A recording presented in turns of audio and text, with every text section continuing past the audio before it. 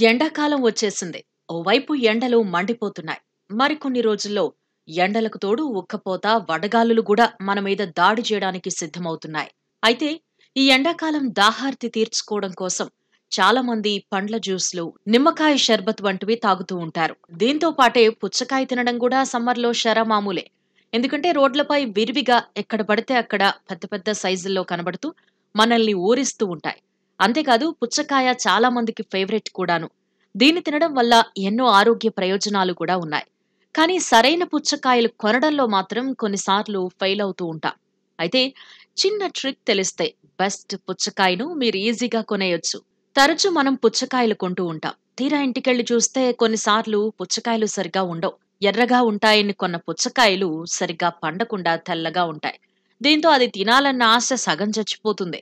ఎలాంటి పుచ్చకాయలు కొనాలనే దానిపై అవగాహన లేకే చాలా మంది సరైన పుచ్చకాయలను ఎంపిక చేసుకోలేకపోతున్నారు. అయితే మంచి పుచ్చకాయను ఎంచుకోవటం కోసం ఓ చిన్న చిట్కా ఉంది. ఇప్పుడు అదేంటో తెలుసుకుందాం. సాధారణంగా పుచ్చకాయలు రెండు రకాలుంటాయి.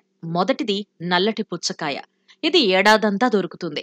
మరొకటేమో ఆకుపచ్చ రంగులో ఉండే పుచ్చకాయ. ఇది ఎండాకాలంలో మాత్రమే దొరుకుతుంది. నల్ల పుచ్చకాయ రుచి ఎక్కువ ఉంటుంది, కానీ ఇది తొందరగా అరగదు.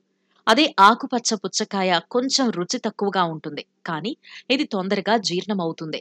వీటిల్లో మీరు సరైన పుచ్చకాయను ఎంచుకోవాలి అంటే ముందుగా వాటిని చేతితో తట్టి చూడాలి. దాన్నుంచి ఒక రకమైన శబ్దం వస్తుంది. పుచ్చకాయ పూర్తిగా పండితే కాస్త తక్కువ శబ్దం వస్తుంది. అలా కాకుండా ఎక్కువ శబ్దం వచ్చినట్టయితే మాత్రం అది సరిగా పండలేదని అర్థం చేసుకోవాలి. అంటే పుచ్చకాయ నుండి సౌండ్ తక్కువొస్తే అది మంచిదని, సౌండ్ ఎక్కువగా వస్తే అది తినడానికి రుచిగా ఉండదు అని గుర్తుంచుకోండి.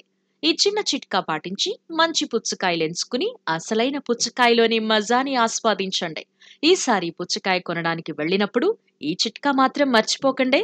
చిన్న సౌండ్ బెస్ట్, పెద్ద సౌండ్ వేస్ట్.